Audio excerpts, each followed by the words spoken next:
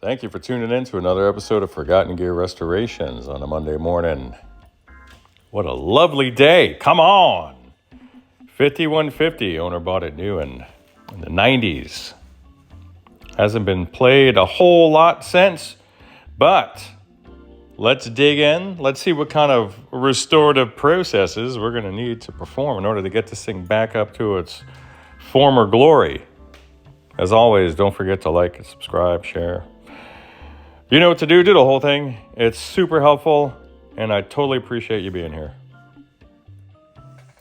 Well, top of the morning, goons and mutants. We're having a lovely morning across from the old bread factory here in Buena Park, California. Just a stone's throw from the 5 highway. You can hear it at any given moment. It's always in the background. Like my mental condition. Like any number of my mental conditions, it's just always there, just making noise. So today's one of those days. Actually, I got to tell you guys this. It's not really funny, but so as a tech, as an older tech, I'll say that you kind of dread getting those heavy old Ampegs, and I had a guy reached out to me out of nowhere and said, "Hey, I'm an amp tech, just hell, maybe a few miles away from you, and I'm stuck in this old Ampeg V4. I've had it here a long time. I need to get this thing out of here. If you have the bandwidth, do you think you could take it on?" And I said, "Well, let me try to help you remotely," because in the back of my mind, I was thinking, God, the thing weighs 90 pounds. You need to wrestle it out of the chassis. And then once you get it out of the chassis, you can't just put it on a stand.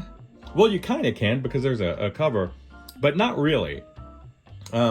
It's got these floppy legs that they sit on that you need to carefully remove before you can service it. And it's just a nightmare to work on those old Ampegs. So I charge a lot of money to work on those old Ampegs because it's incredibly labor intensive. So I thought I had staved that off just by saying, "Hey, I'll help you remotely. And I won't charge you for it." Barney interruption. Anyway, I thought I had staved off any sort of, shoulder, wrist, or finger injuries by just offering to help remotely. And that's fine because I like talking shop. So I do that stuff. But yesterday, a guy I've been trying to coordinate with had met me out and about, and when he opened up his trunk, I saw that he had an Ampeg V4B and an Ampeg SVT2, which itself is a good 90-pounder. So I smiled and I took him on because that's what you do. So I guess the moral of the story is you just help where you can. Otherwise, you're going to be conscripted. So there you go. Let me change camera angles. And you already saw a little chunk of it. And we have an original 5150 here that's never been serviced from new. And the owner says it's not really giving him any trouble, but he just wants it gone through. And I have another one of his amps, which is a Mesa Boogie triple rectifier. The red channel has lost its gain, and we'll find out why. But that's for another day. But for the moment, we're going to focus on this 5150, at least just getting an initial assessment going. And then, you know what? I got to show you guys. I got to show you guys what had just arrived. I think I had it set to members only. So I'll just switch camera angles here, or maybe just try to find a better camera angle, just so I could show this to you. So just stand by real quick. All right, gang. So one of our patrons, I should call him a patron saint because that's just the way he is. One of my best, most prolific clients had just taken it upon himself to cut some stickers And channel members, I'm going to be mailing these to you guys who've responded with your mailing addresses. I'll be also giving these to people who have had a service done. That'll just come with your invoice and all that stuff. And I may see if I can use these to kind of fundraise, just to help to offset expenses for the channel. I don't know. I don't even know what to charge. I just figure $5, $6 will get you a couple stickers, and it'll take care of, shipping materials and postage and all that stuff. I got to sort that out. I don't know. But I'm just so grateful. These are really high quality stickers, by the way. Like, these are suitable for one's vehicle. I got them stuck on mine just because. But they're incredibly high quality. These are not amateur looking products. And I just think they're super cool. Aldo, thank you, dude. And what do I do with money that comes in through memberships, or maybe these in the future? Well, they help to offset some expenses for the channel. It takes a lot of time to produce these videos, believe it or not. In addition to that, probably once every month or two, I'll have a kid bring me his amp, and the repair ends up being something that evolves into something more expensive than originally intended. And he can't just cover everything. He or she can't cover everything. And I use that, the revenue from memberships to help float the rest of their repair, is what I do. So it's sort of paying it forward, Okay, so for this portion of the assessment, I will not be using the auxiliary mic or the external mic. I've decided just to use that for final playthroughs because it's just a hassle. I don't have a lav mic. If I do get a lav mic, then I'm going to have to start mixing again, and I don't want to start mixing again. My bench has been, my recording desk has been converted into an electronics bench. And then I need to pull out my old monitors, the interface, the whole thing. I'm not getting into that. That's just how it is. I'm a dad, for God's sake. All right, we're just going to go straight in. And it's already on the lead channel. How loud is this even right now? Post gain, it's not on much. Let's just pretend like we're just approaching this as a fresh assessment, because that's what we're doing. Current limiter says it's happy. We have a little bit of a power amp. Here's some guitar noise rolling up.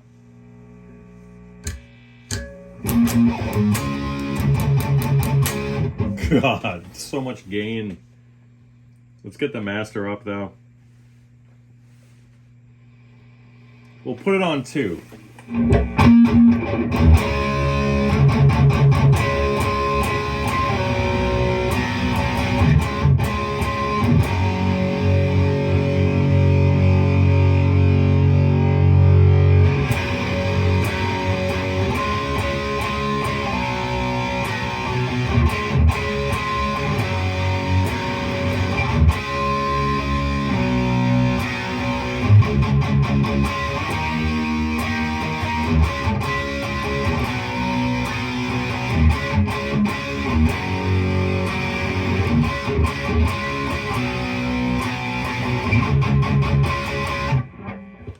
Sounds like a 5150.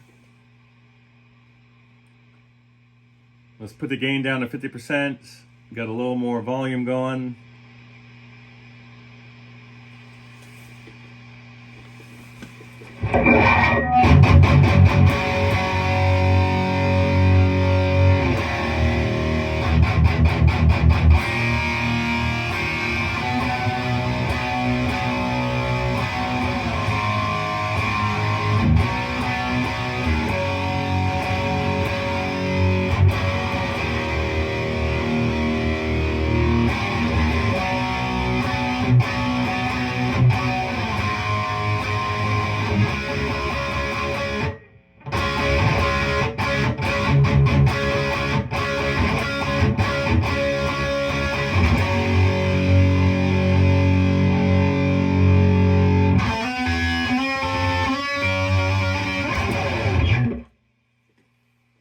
I love these amps. Not a big fan of the clean or crunch, but the lead channel is undeniable.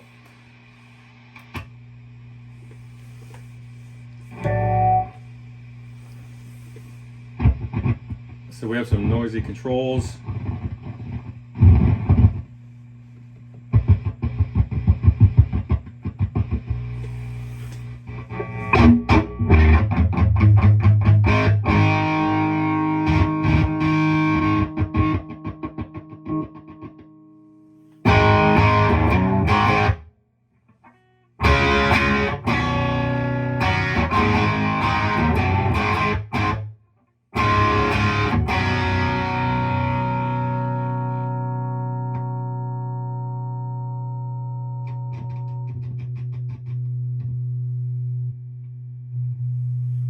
Very noisy, and I'm hoping it's not a DC in a pot thing, and it's just a dirty pot thing, tube socket thing.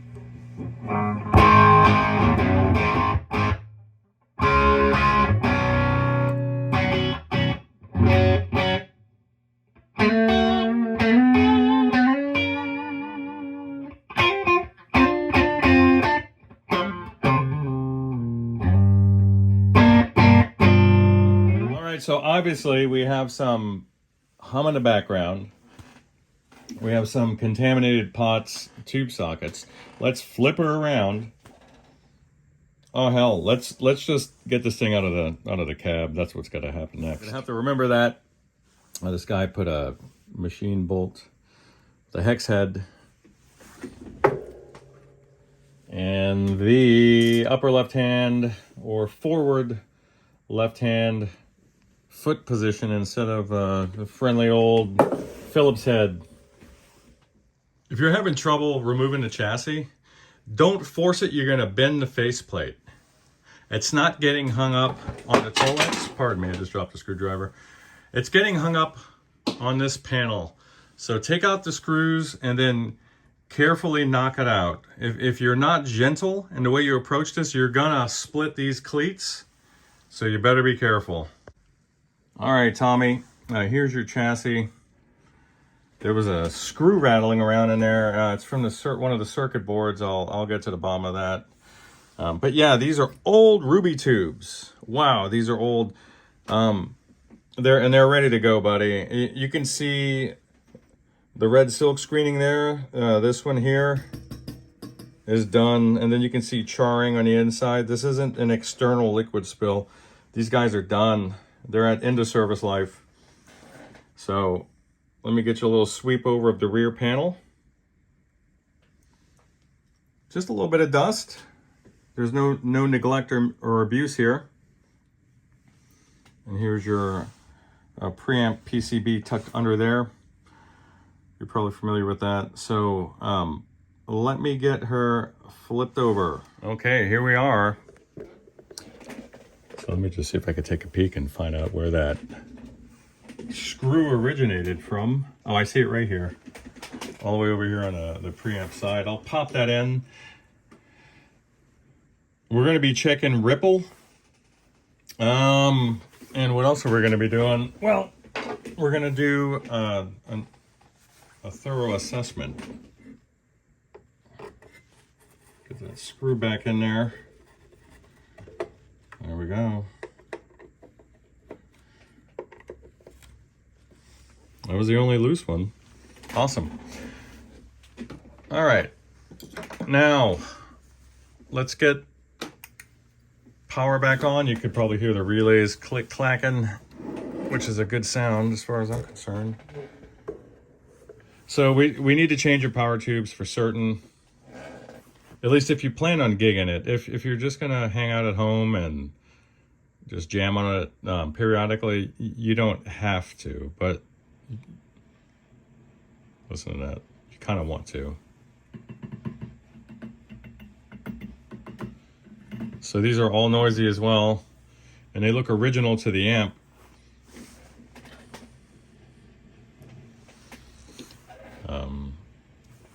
Let's do this. I'm going to pull these guys. I'm going to pull the power tubes. And let me see what we're getting in the way of a ripple on this power supply. None of the caps are bulging or leaking, which is great. Doesn't mean they don't need to be changed. Doesn't mean they do. Let's take a peek at these guys. There's a particular sound. Listen. These are all incredibly noisy. This guy in particular, they need to go. And for you guys out there working on these, this ground right here is incredibly susceptible to mechanical damage because of this thing being as long as it is. It acts like a lever and it just tugs on that solder joint. You can see it's already breaking. When that thing comes loose, you're going to hear it. Right after I shut the camera off, there was a loud pop. This tube exploded inside of its socket. I've never had this happen before in my life. This is absolutely insane.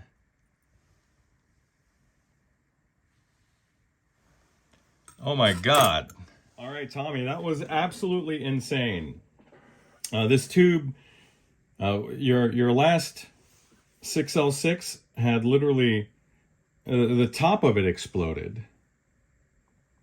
I just got finished vacuuming and wiping everything down. I had shards of glass all over my seat and my clothes, and oh my God. You don't pick up glass in an X-ray, so you don't want to have any sort of a glass splinter or shard of glass in your skin. It's just never going to come out. They're going to have to go in looking for it. All right, that's over. Wow, I've been doing this since 1999. Actually, earlier than that, since 1997. And I've never seen a tube explode before. It's just insane. I'm still sort of reeling from it. That was traumatic. All right, I have the meter set up. Oh my God. Let me just collect myself here. I had the meter set up. We're gonna go sniffing out some ripple, but before I do any of that stuff, I'm gonna make a repair on that ground. The ground has already fractured, so let me get that guy done. Let's see what kind of rip we're gonna get. Pardon the shaky there. I got a reel of solder up here. Let's get this guy plugged back in. And I just have it set for 115 volts. That'll give us all the information we need. I'll start at the preamp end.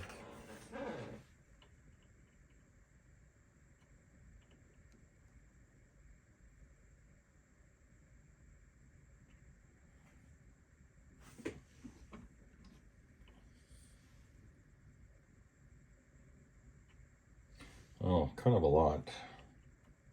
Let me just go around to the nodes here. What am I doing?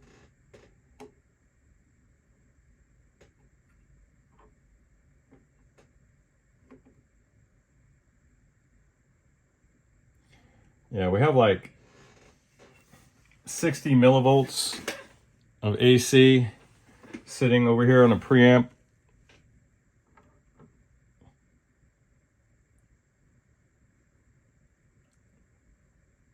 Yeah, about a half a volt sitting on the phase inverter.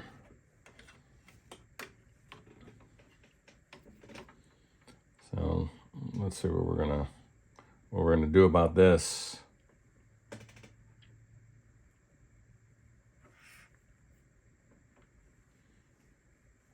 All right. Oh, that was just insane.